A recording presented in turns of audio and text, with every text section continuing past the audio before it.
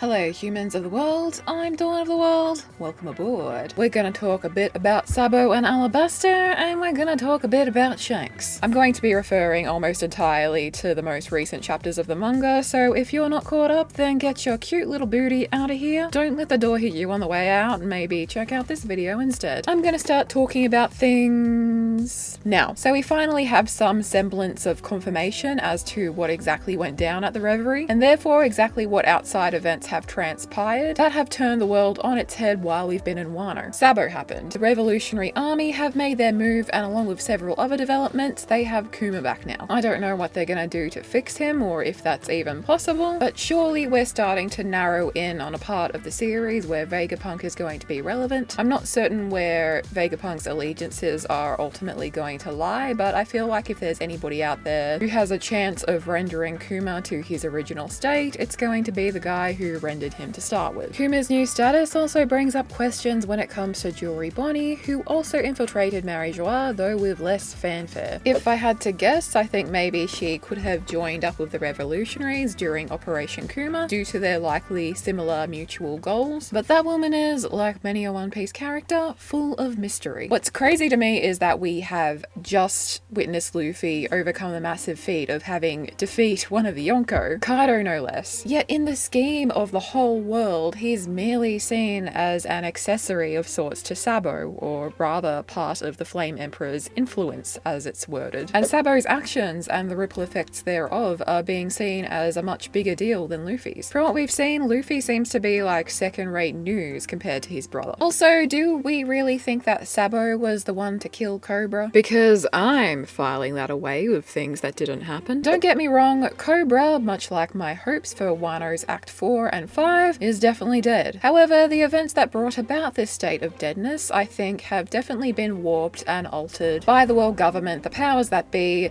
since that's how they do. Look at it this way. During the Reverie, the last panels that we saw Cobra in, he was asking a very dangerous question to some very dangerous people. To add to that, I think that the world government have had it in for Alabasta Kingdom for a while now. Alabasta is, after all, kind of the black sheep of the 20 kingdoms, that being because the Alabastan royal family chose to stay in Alabasta with their people, rather than moving to Marie-Joie and becoming bags of dicks. As the king of Alabasta Kingdom, Cobra skated into the Reverie already on thin ice. By asking this question, he inadvertently opened the gate for murdery things to happen to him. Conveniently for the Gorosei, Sabo and the Revolutionary Army just so happened to be in town, providing them with the perfect little scapegoat to shoulder the blame for these murdery things. As stated, I think that Alabasta has kind of been on the world government's hit but make it look like we're not at fault list for a while now. In fact, I don't think that Cobra's death here is even the first time in the series that the world government have attempted to frame an external party for the deposing of this pesky little kingdom of sand. I actually think that Crocodile's actions in Alabasta were the world government's actions in a sense. That not only were the world government, the Gorosei, aware of what Crocodile was trying to do the entire time and of the whole Pluton shtick, but that they were actually the ones who put him up to it. That they were blackmailing or puppeteering him into doing their bidding. I've done a whole video on that, which I'll link here, and I'll probably be due to talk about it again soon, so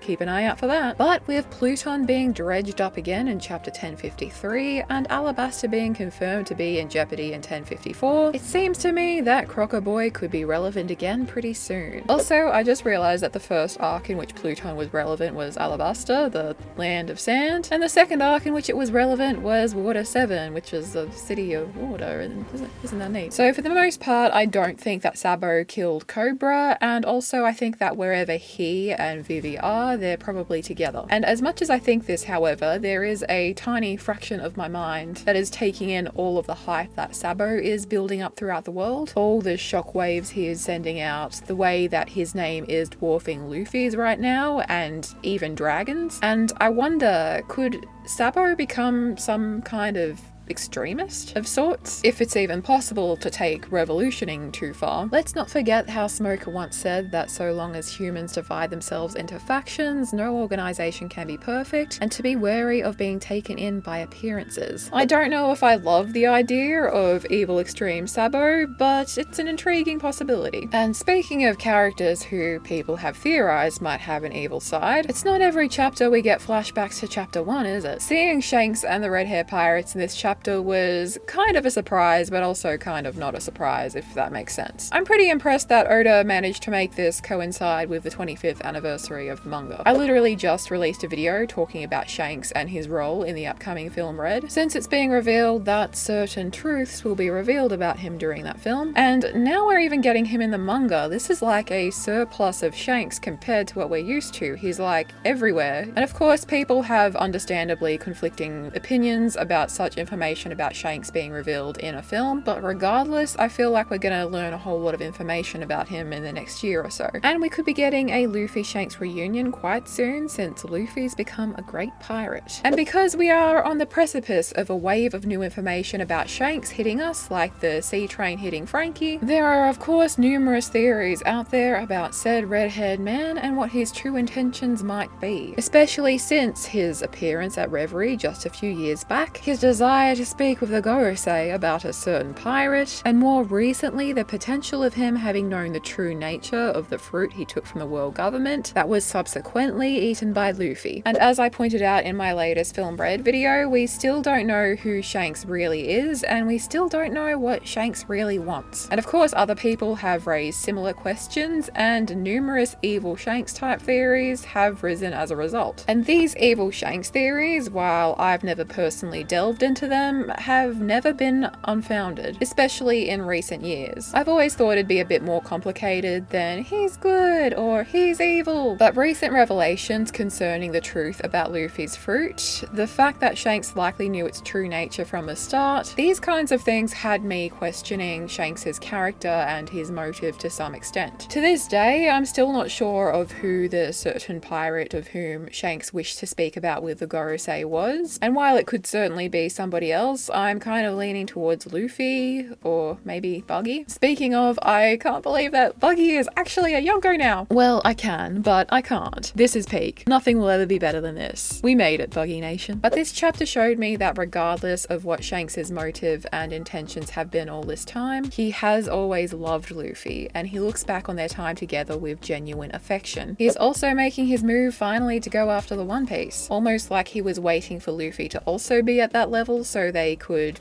compete for it. But what exactly Shanks's motives are or ambition is, I'm still not certain. Maybe we'll get a whiff of what that idea is in the upcoming film Red, where apparently Shanks also has a daughter of ambiguous origin whom he abandoned. And so now that we're on the segue of red-haired pirates who abandoned their children, those of you who've been following this channel for long enough know that this is a Yasopp hate channel. So you can bet that I was glad to see that deadbeat panicking in this sequence. Like, yeah, you better be worried, mate. I really like that Oda has gone out of his way to show us Yasopp reacting like this. It would be easy, albeit a lot of us would have something to say about it, to just have Yasopp say nothing here. It also would have been super easy to have had Yasopp match the tone of his crewmates. Like, yeah, I'm gonna meet my son, let's go. But no, instead Oda has gone out of his way to show us Yasopp panicking. Like, Yasopp knows he fucked up, and the reality that he's going to have to directly face the consequences of his child abandoning